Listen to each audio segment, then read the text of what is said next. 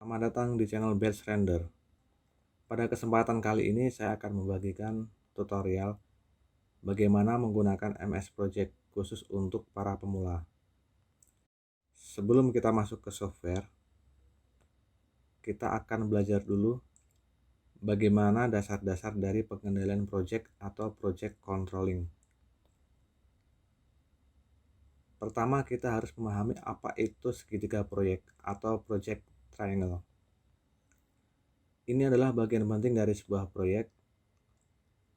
Apabila pengendali proyek itu mampu memanage antara time atau waktu, cost atau biaya, scope atau ruang lingkup, maka kemungkinan proyek itu berhasil berada di kisaran 90%.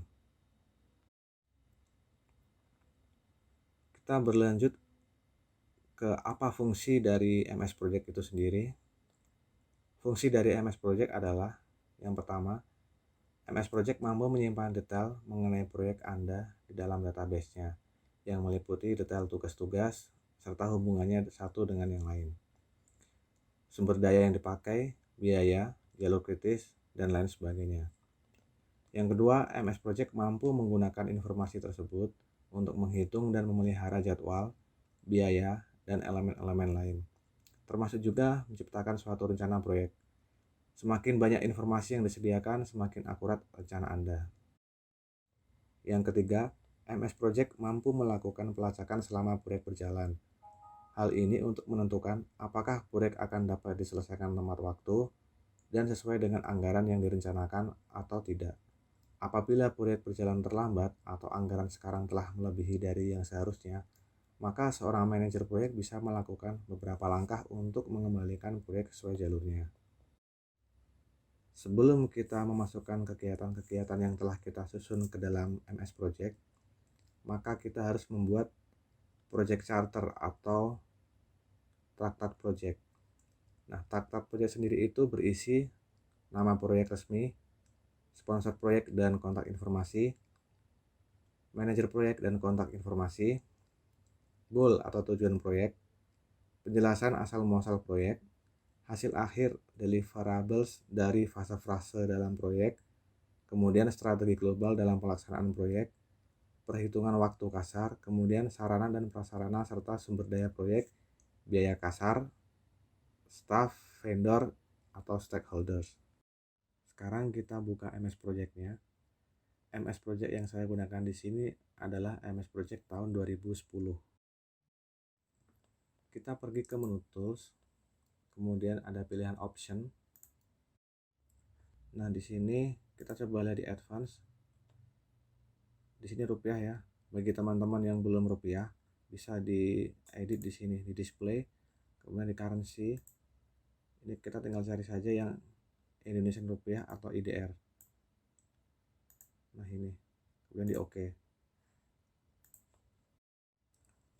Setelah itu kita pergi ke menu project, kemudian di sini ada project information. Nah, kita klik, kita tentukan start date-nya kapan, kemudian kita akan men-setting schedule from-nya. Nah, kita gunakan project start date. Artinya proyek ini akan dimulai tanggalnya di tanggal contohnya 10 Oktober tanggal 29 tahun 2021. Nah, ini akan menyesuaikan di akhirnya itu akan menyesuaikan dengan start date yang telah kita tentukan. Kemudian kita klik OK. Kemudian setelah itu kita akan setting kalender. Jadi menu kalender ada di project, kemudian change working time. Nah, ini kita bisa setting kalender.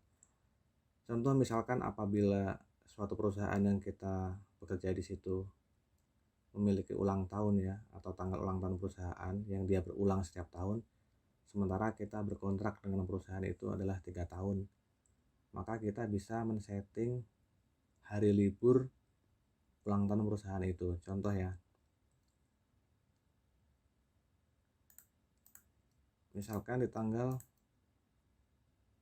5 November ini adalah hari ulang tahun perusahaan, kita bisa tulis di bawahnya pada menu name.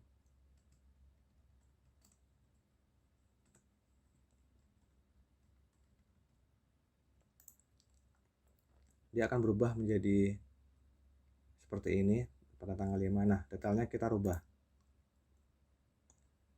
Ini adalah non working ya. Jadi kita bisa men-setting tanggal itu non working atau working time dengan catatan working time-nya ini misalkan jam 12 sampai jam 5 ini karyawan pada pulang, atau kita bisa men-setting non working time. Nah, karena kita bekerja selama 3 tahun di perusahaan itu, sebagai contoh ya, kita berkontrak selama 3 tahun, maka kita bisa men-setting ini recurrence pattern ini adalah waktu perulangan ya. Jadi ulang tahun ini karena kita berkontrak selama 3 tahun, maka dia yearly nih. Yearly dia berulang selama 3 kali atau on November 5 kali, atau kita bisa setting rank of occurrence-nya atau recurrence-nya ini selama 3 kali kejadian. Jadi selama 3 kali kejadian ulang tahun, tanggal 5 libur ini tidak akan terjadi lagi. Selanjutnya kita ketik OK. Kita juga bisa men-setting working time ya yang bukan standar. Jadi kita bisa create new calendar sesuai dengan kita.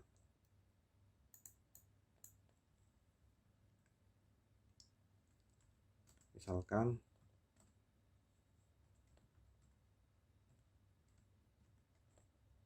kita bisa buat 1 kali masuk seminggu khusus untuk PM sebagai contoh ya.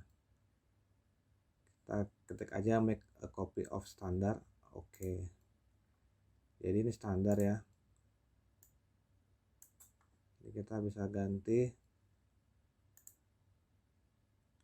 exception-nya, kita ilangin.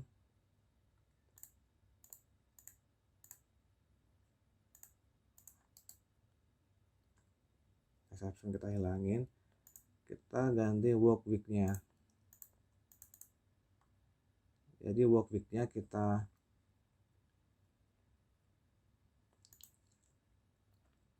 misalkan seorang PM itu hanya masuk di hari Sabtu, maka kita seleksi saja dari Sunday, kita pencet shift ke Wednesday. Ini set dash to non working time. Kemudian Friday dan Saturday kita set dash to non working time. Sehingga Thursday-nya kita set day to this specific working time. Oke, kita kerja berarti di hari Kamis ini seorang PM hanya bekerja dari jam 8 hingga jam 5. Kita ketik klik OK.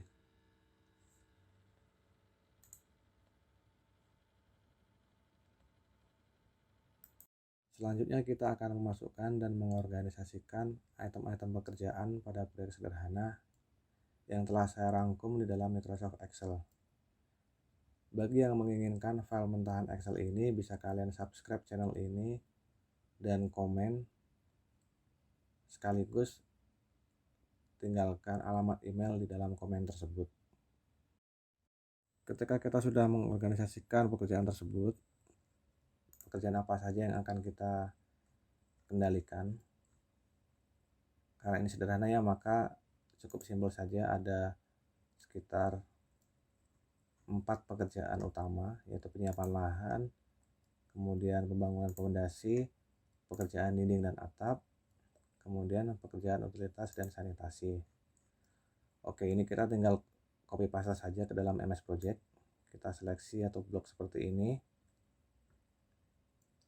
kita Ctrl C, kemudian kita Ctrl V di dalam kolom task name di MS Project. Maka dia akan menjadi seperti ini. Kita bisa lebarkan. Oke, jadi semuanya sudah masuk ya, dari penyiapan lahan, pembangunan fondasi, kemudian pekerjaan dinding dan atap, pekerjaan utilitas dengan sub-sub pekerjaan dari pekerjaan utama tersebut.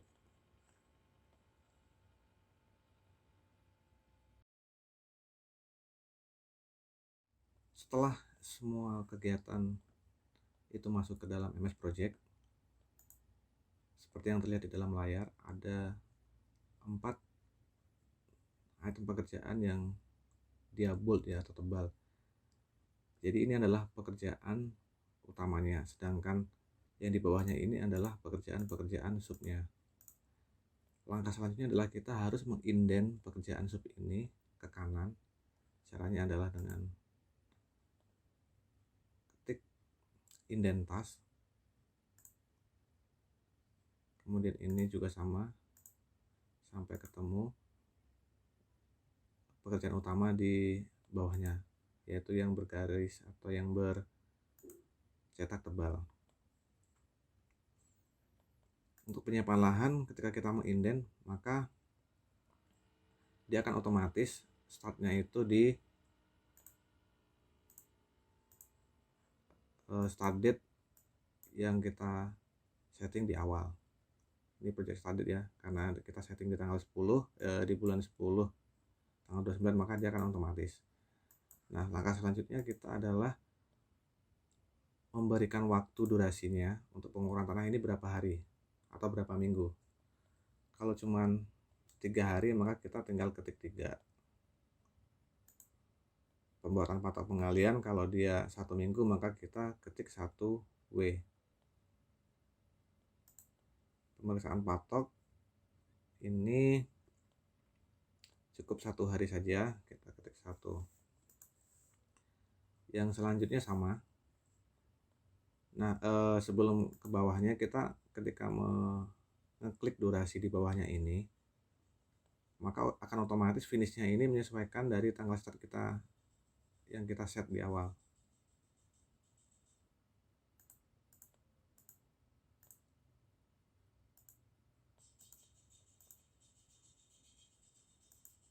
Jadi di sini akan menyesuaikan jumlah dari durasi sub pekerjaan yang kita setting di sini. Oke. Selanjutnya kita membangun fondasi, kita indent dulu semuanya. Bisa kita select semuanya, langsung kita indent, itu juga bisa. Yang di bawahnya juga sama. Pekerjaan utilitas dan sanitasi ini pekerjaan terakhir ya. Kita indent, nah dia akan otomatis seperti ini. Penggalian fondasi kita misalkan butuh 1 minggu. Kemudian pengurukan pasir, misalkan kita butuh waktu 3 hari. Penyusunan fondasi kita butuh 2 minggu, 2W ya, dia otomatis weeks. Kemudian pengeringan fondasi kita butuh selama misalkan 3 hari, 3 saja, ketik 3. Kemudian pemasangan slough kita butuh 1 minggu. Oke.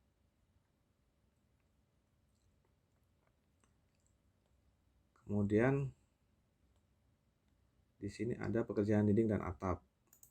Penyusunan tembok batu bata kita setting misalkan 3 minggu.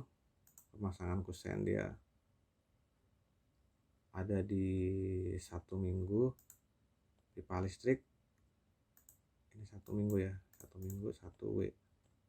Ini karena ini tadi ini salah ya, 3 berarti 3W, 3 weeks. Pemasangan kuda-kuda kita butuh 2 minggu contohnya. Kayu usuk misalkan 2 minggu. Kayu reng sama 2 minggu. Pemasangan genting 1 minggu. Plester tembok, bata dan tembok misalkan ada di 3 minggu.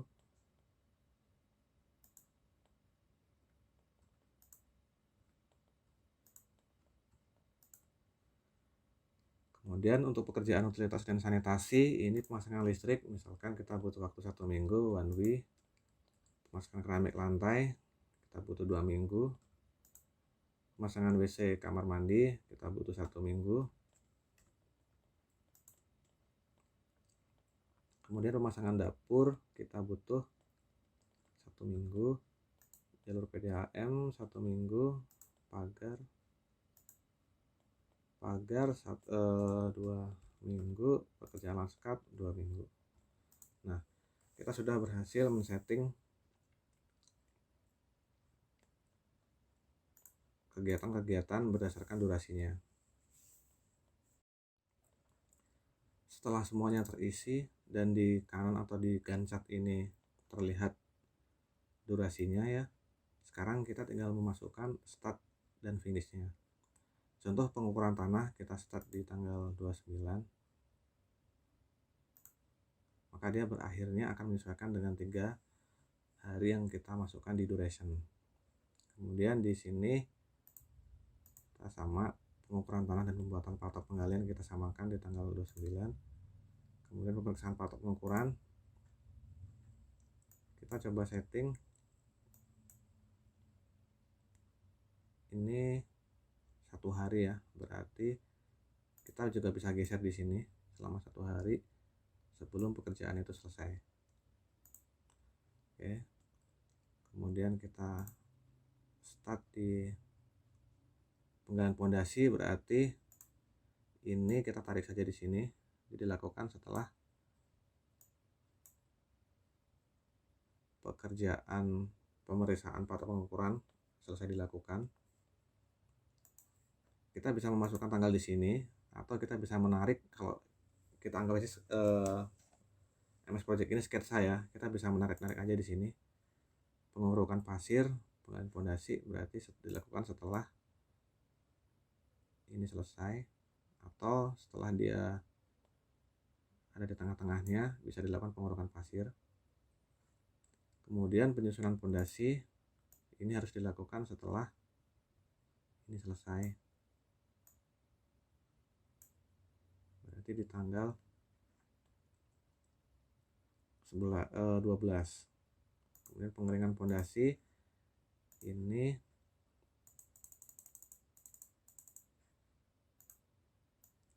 dia bisa paralel di sini.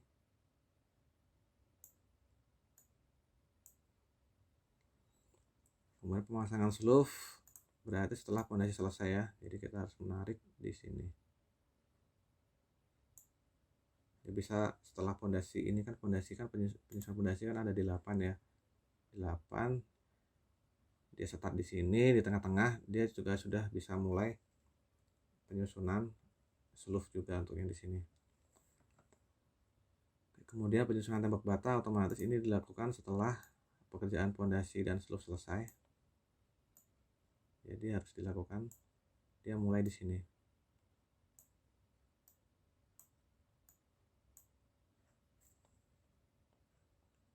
Coba kita kecilkan.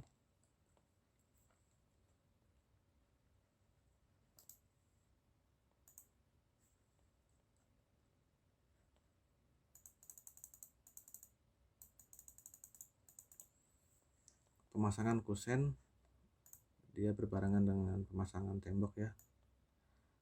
Tetapi tembok itu harus sudah berada di ketinggian 80 cm di atas slough, berarti di sini dia kira-kira kita tarik saja ke sini.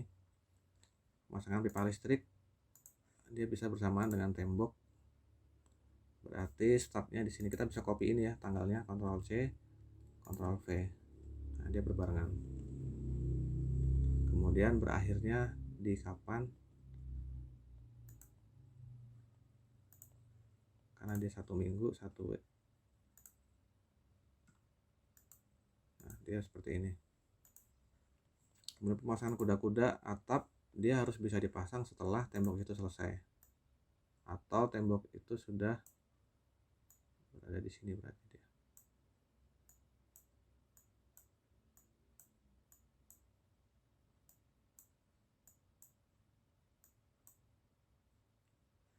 Tembok selesai di tanggal 12, kita bisa copy, berarti dia mulai di sini. Baru dia start selama 2 minggu. Kemudian pemasangan kayu usuk dia bisa dipasang ketika kuda-kuda atap sudah selesai, berarti selesai di sini kuda-kuda atap ya, kita kopikan ke sini. 2 minggu dia akan menyesuaikan sendiri. Pemasangan kayu reng dia bisa dipasang sebelum selesai, juga bisa dipasang sih, tapi dia bisa dimulai di sini selama 2 hari ya, atau kita biarkan dulu dia sama saat berakhirnya pemasangan kayu usuk. Kemudian pemasangan genting dia bisa dipasang setelah semuanya selesai, atau setengahnya selesai dia paralel bisa dipasang juga. Plester tembok tentunya setelah penyusunan tembok bata ini selesai, kita pastikan saja. Oke, 3 minggu. Pengecatan tembok coba kita 2 minggu, 2W. Jadi kalau kita memilih satu saja ini hitungannya hari ya, tapi kalau 1W dia 1 minggu, kalau 1MO dia 1 bulan, tapi paling banyak kita mainnya minggu dan bulan. Kita buat saja 2 minggu ya, 2W, 2 weeks. Oke, pengecatan tembok berarti dipasang setelah bata itu selesai. Oke, selama 2 minggu. Ini adalah tandanya. Kemudian pekerjaan utilitas dan sanitasi listrik berarti ketika semuanya sudah selesai, berarti di sini yang paling akhir ya. Untuk sub pekerjaan dinding dan atap berarti dia di tanggal 28 Januari. Ctrl C saja, Ctrl V, dia akan menyesuaikan minggunya.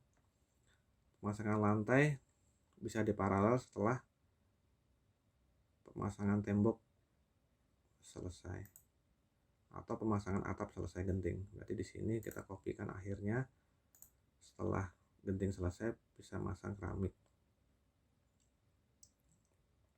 Pemasangan WC kamar mandi tentunya setelah selesai keramik ya. Kita masukkan di sini. Pemasangan dapur kita anggap saja setelah pemasangan sanitasi. Oke, kita coba lihat schedule-nya. Sudah seperti ini. Jalur PDAM berarti dia sama dengan ketika dia memasang sloof dan pondasi, sebenarnya dia sudah mulai dipasang, terutama untuk fitting-fittingnya ya, fitting outnya atau pipa-pipanya dia harus sudah mulai dipasang di sini. Berarti dia bersamaan dengan pemasangan pondasi selama 1 minggu. Pekerjaan pagar setelah semuanya selesai, kita lihat yang mana nih yang selesai nih, di sini ya. Dia juga bisa diparalelkan sebenarnya untuk pekerjaan pagar. Kita anggap saja di sini. Pekerjaan lansekap sebenarnya untuk semuanya sudah selesai ya. Di sini kita copy. Oke, nah ini udah selesai ya. Nah ini untuk kita melihat jadwal keseluruhan ya. Dia seperti ini. Nah, di setiap pekerjaan itu ada yang namanya milestone. Milestone adalah pemeriksaan ketika satu sub pekerjaan itu selesai atau satu komponen pekerjaan utama itu selesai. Jadi kita lihat penyiapan lahan ya. Ketika kita sudah selesai di sini, maka kita coba insert task. Salah ya, berarti kita seleksi di 5, kita insert task. Oke, ini contoh ya, pemeriksaan penyiapan lahan. Nah, ini kita tulis di sini 0. Nah, ketika ada wajib di sini ya, ini namanya adalah milestone. Jadi di sini ada waktu sekian untuk memeriksa pekerjaan dari penyiapan lahan. Hal yang serupa kita lakukan sama pada sub pekerjaan pembangunan fondasi. Kita klik kanan, insert task. Nah, ini kita copy saja di sini. Pemeriksaan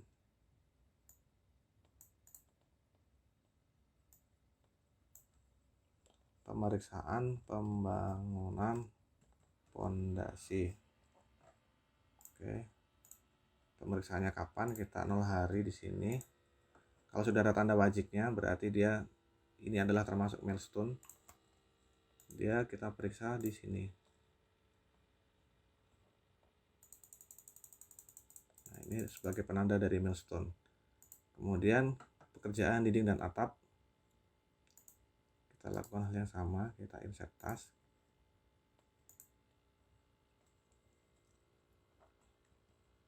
Pemeriksaan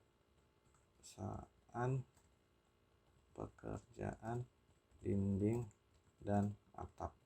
Jadi milestone ini fungsinya buat mengevaluasi pekerjaan yang sudah dilakukan. Untuk apa saja evaluasinya tidak akan saya jelaskan di sini karena banyak sekali indikatornya. Kembali ke awal ya, tentunya evaluasi itu kepada scope, kepada biaya, kemudian waktu. Itu juga bisa kita pindah secara manual di sini.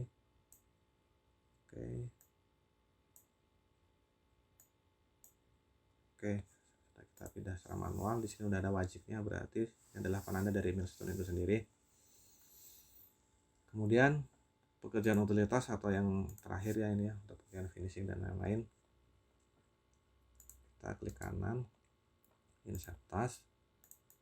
Nah, kita beri nama di sini. Kalau kita klik 2 kali ya, kita bisa klik di sini. Ini kan ini ada ini indikator informasi. Bisa klik 2 kali. Namanya apa? Pemeriksaan pekerjaan utilitas dan sanitasi.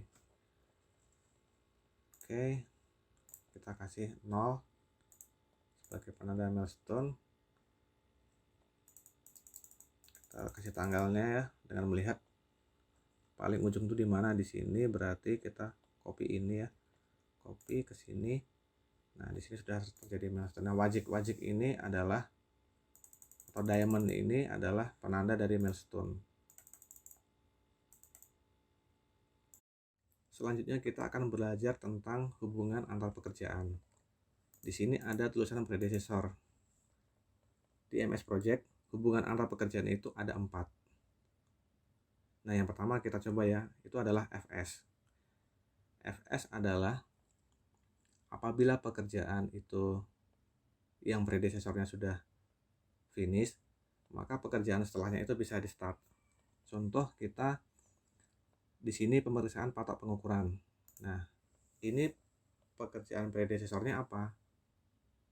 Kita coba yang 3 ya, pembuatan patok penggalian. Di sini ada tulisan 3 kan. Kita ketik 3. Nah, ini FS. Nah, di sini akan muncul.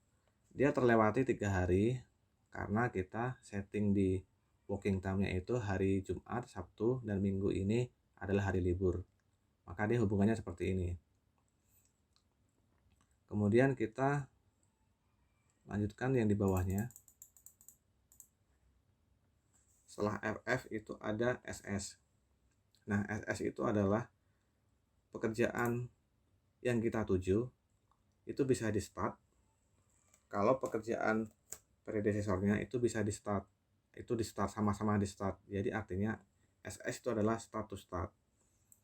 Yaitu pekerjaan yang kita tuju itu bisa dimulai kalau pekerjaan sebelumnya bisa dimulai. Contoh ini pengurukan pasir. Pengurukan pasir ini kita ambil contoh pendahulunya adalah 7 penggalian pondasi. 7 SS. Nah,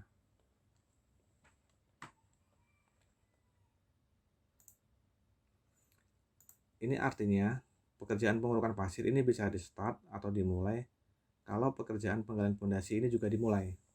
Nah, ini hubungannya seperti ini. Kemudian penyusunan pondasi. Nah, penyusunan pondasi ini juga bisa dimulai kalau poin 8 atau pengurukan pasir ini sudah finish. Nah, atau bisa juga ada yang namanya lag time dan lead time. Nah, kalau penyusunan pondasi ini kita ketik lagi, pekerjaan pendahulunya adalah 8 ya, pengurukan pasir FS. Nah, dia ada selang waktu 2 hari. Nah, dia punya lead 2 hari atau minus 2 hari ya. Kalau di MS Project konsepnya berbeda. Kalau ada waktu lead time atau waktu pendahulu, waktu dia dimulai sebelum sebelum di tanggal yang ini nih yang saya kasih tanda panah. Artinya pekerjaan ini dimulai 2 hari sebelum pekerjaan ini selesai. Nah, ini dia tandanya minus. Tapi kalau dia ada lag time,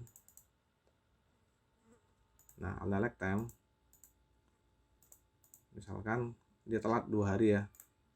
Nah, dia maka akan seperti ini nih, dia menghindari 2 hari waktu kerja ya. Jadi di hari Jumat dia kena lag, di hari Senin dia kena lag. Tapi kalau kita klik 2 kali, kalau dia ada lead time atau ada waktu yang lebih cepat 2 hari, maka dia tandanya minus seperti ini. Nah, dia akan ke sini. Gitu. Kemudian ada pekerjaan finish to finish. Misalkan ini kita ambil contoh di sini ya. Pemasangan sloof dan pemeriksaan pembangunan fondasi. Ini pemeriksaan fondasi ini adalah milestone, kita tidak bisa atur di situ. Nah, di sini nih. Pengeringan fondasi dan pemasangan sloof ini harus sama-sama terfinish. Atau pemasangan sloof ini harus selesai jika pengeringan fondasi ini juga selesai. Nah, kita ketika nomornya pengeringan fondasi ada di nomor 10, kita 10, kita FF. Nah, ketika tandanya seperti ini, maka artinya pemeriksaan pembangunan fondasi ini hanya bisa diselesaikan atau dianggap selesai jika pemasangan sloof ini selesai. Seperti itu.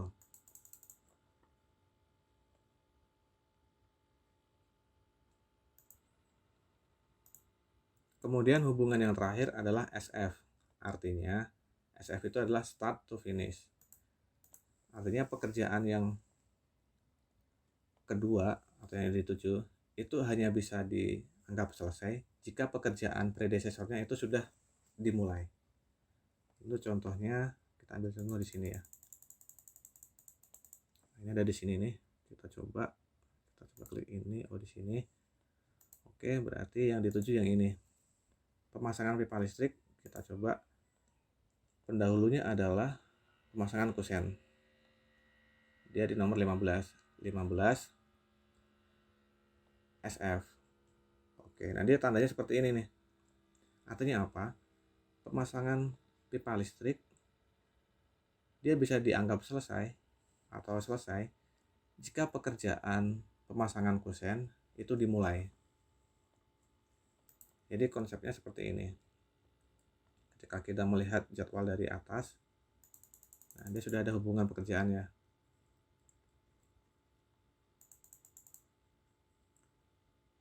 Untuk yang di bawah-bawahnya nanti bisa teman-teman coba sendiri sebagai latihan. Bagi yang menginginkan file MS Project ini, silakan subscribe dan komen, cantumkan nama email. Nanti akan saya kirimkan beserta dengan file Excel yang ada list dari kegiatan dan subkegiatan seperti tertera di MS Project yang saya tampilkan ini. Untuk tutorial bagi para pemula di tahap pertama ini saya rasa sudah cukup. Untuk selanjutnya kita akan memasukkan sumber daya dan biaya pada MS Project.